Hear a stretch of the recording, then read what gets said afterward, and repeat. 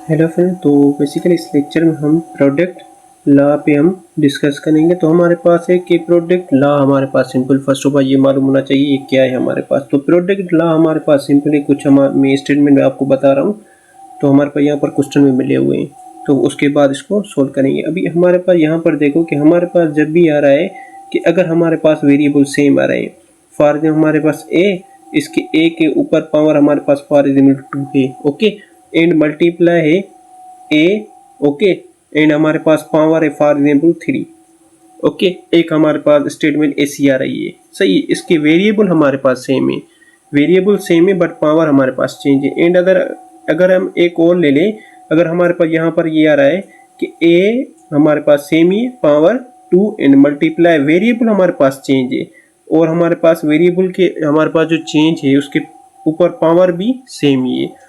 अभी हमारे पास ऐसी दो स्टेटमेंट अगर आ जाए, मोस्टली यही दो स्टेटमेंट चलती है यहाँ पर, तो आप सिंपल क्या करोगे, आपको मालूम है कि जब भी हमारे पास क्या हो, वेरिएबल सेम हो, वेरिएबल सेम हो तो सिंपल क्या करोगे कि आप वेरिएबल एक को कॉमन निकालोगे। क्या निकालोगे, कॉमन निकालोगे, तो ये हमारे पास कॉमन आ गया।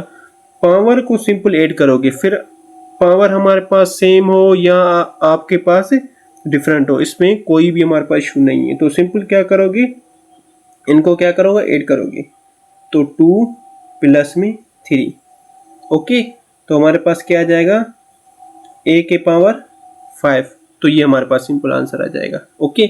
एंड अगर हमारे पास क्या है कि वेरिएबल हमारे पास चेंज है, तो सिंपल क्या करोगे, इन दोनों को आपस में मल्टीप्लाई करोगे फर्स्ट ऑफ ऑल, सही है। ए को जब बी से मल्टीप्लाई करोगे तो ए एंड बी, ओके।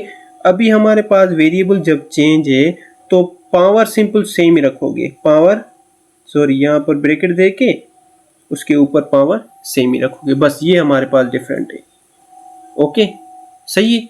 जब हमारे पास सेम वेरिएबल पावर को ऐड कर दो, अगर जब हमारे पास चेंज है तो पावर को सिंपल क्या करोगे, सेम ही रखोगे। अभी यहाँ पर देखो वेरिएबल हमारे पास यहाँ पर भी पी है, यहाँ पर पी है, बट हमारे पास पावर क्या है, चेंज है। तो सिंपल इसको अगर सोल्व करें तो हमारे पास क्या आ जाएगा, एक कॉमन पी, उसके बाद आप सिंपल क्या करोगे कि पावर को ऐड करोगे, 6 प्लस में 7, हमारे पास क्या आ जाएगा, पी के पावर ऊपर 13, तो ये हमारे पास सिंपल आंसर आ जाएगा, ओके। ये फर्स्ट हमारे पास स्टेटमेंट ये वाली थी।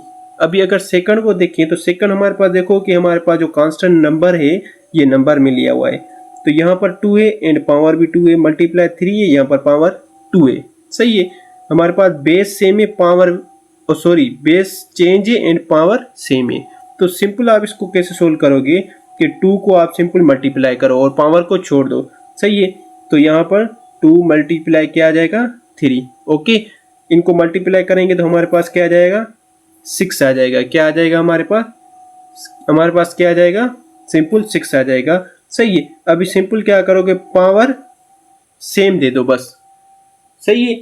हमारे पास दो स्टेटमेंट थी, एक हमारे पास जब हमारे पास बेस सेम था, बेस जब सेम था तो हमने बेस में से एक कॉमन लिया, सही है, बेस में एक कॉमन लिया और पावर को ऐड कर रहे थे, सही है।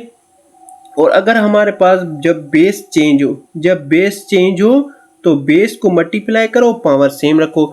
इसके हमारे पास क्या है, अपोजिट है, ये क्या है हमारे पास, अपोजिट है और कुछ भी नहीं है।